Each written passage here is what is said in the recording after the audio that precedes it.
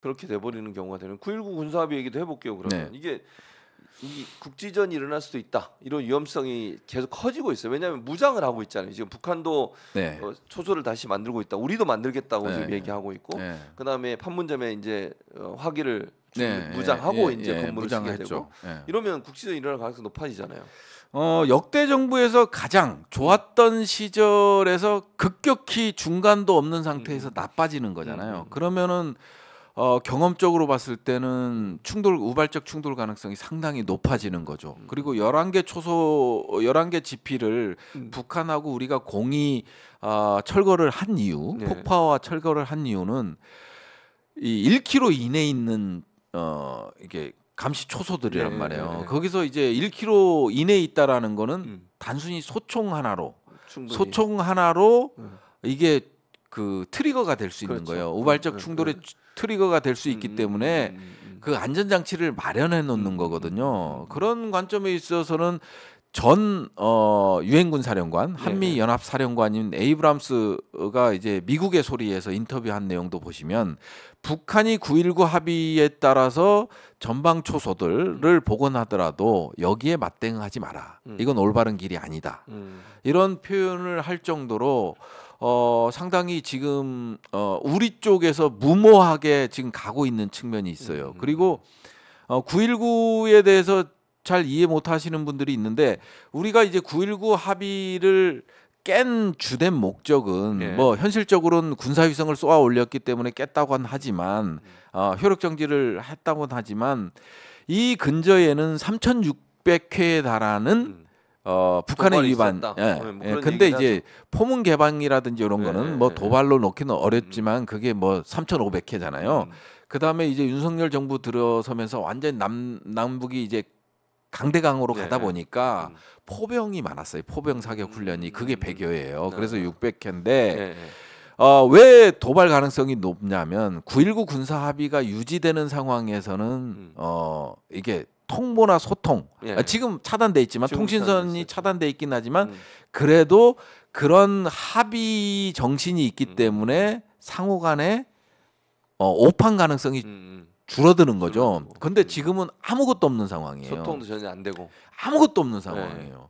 그러면 우리 쪽에서 탈북민이 삐라를 쏘았을 때 공격을 2014년 같이 북한이 공격을 하게 되고 그다음에 우리가 이제 또 북한이 공격을 하면 우리는 맞대응을 하게 되고 이런 게 이제 상당히 그거를 조율해 주는 게 없고, 외교적으로 봤을 때 미국 그 몰빵 외교를 하다 보니까 그동안 완충제 역할을, 중재자 역할이나 완충제 역할을 했던 중국과 러시아가 야 북한 이러지 마 이런 완충제들을 다 잃어버린 거 아니에요. 그러니까 상당히 정전협정이 체결되고 난 이후에 냉전 이후로 이게 좁히면 가장 최악의 현상이 지금 도래했다.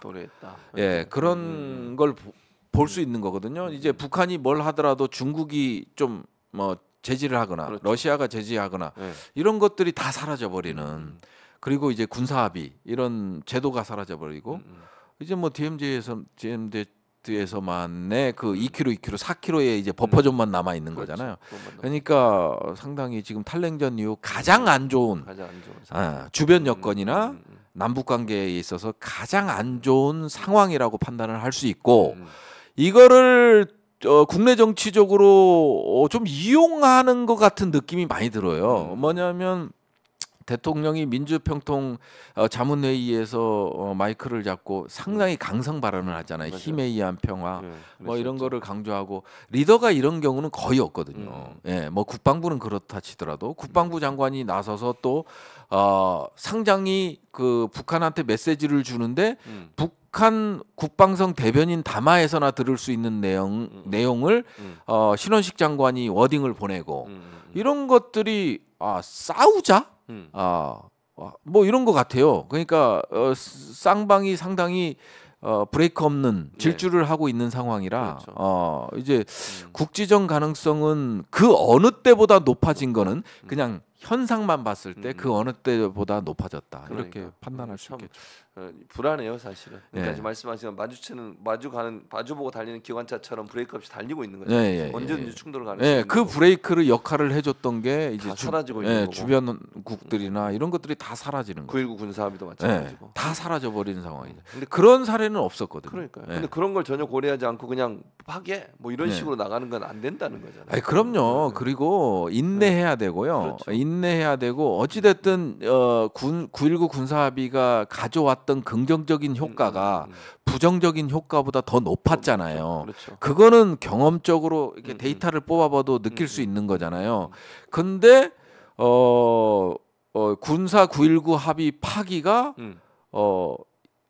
이익은 1조, 그렇게 얘기했죠. 맞아요. 손실은 1원. 네. 그래서 신원식 장관이 그랬죠. 예. 그러니까 이런 것들이 상당히 감이 없고 네. 무식 일변도의 그런 국무위원으로서는 할 소리가 아니에요. 그러니까요. 예, 그래서 뭐 1조 원에다 어떤 게 1조 원인지에 대한 얘기도 없고 이론 손실 이론에 대한 얘기도 없고 없어. 그러면 손실 이론이라는 거는 제가 추정키로는 네. 결국은 국지전 아닐까요? 하는 생각이 들어요. 근데 국지전 이론. 그 다음에 1조 원이라는 거는 네, 뭘 1조 원이라는 거는 국내 정치, 근데 그건 총선. 참. 예. 그건- 저는 그렇게밖에 해석이 안 되는 거예요. 그건 국민의 이익은 아니잖아요. 아니 한반도가 안정되고 평화적으로 가고 이래야 주가도 올라가고 투자도 많아지고 경제도 성장하고 예. 불안한 나라에 누가 투자를 해요? 아니 그러니까 이제 뭐 외환 보유고가 뭐 65조 네. 원 증발했다라는 얘기부터 시작을 해서 이런 것들이 나오는 기사들이나 이런 것들 보면 매력적인 한국이 아니죠. 이제 앞에 K를 달기 어렵게 됐다. 예. 맞아요. 그러니까 본인들의 정치적 이해관계 때문에 결국 나라의 경제도 국민들의 생명과 안전도 그냥 무시되는 상황이 네. 되어버렸다. 이렇게 예, 볼 수 있을 예, 것 같네요. 참.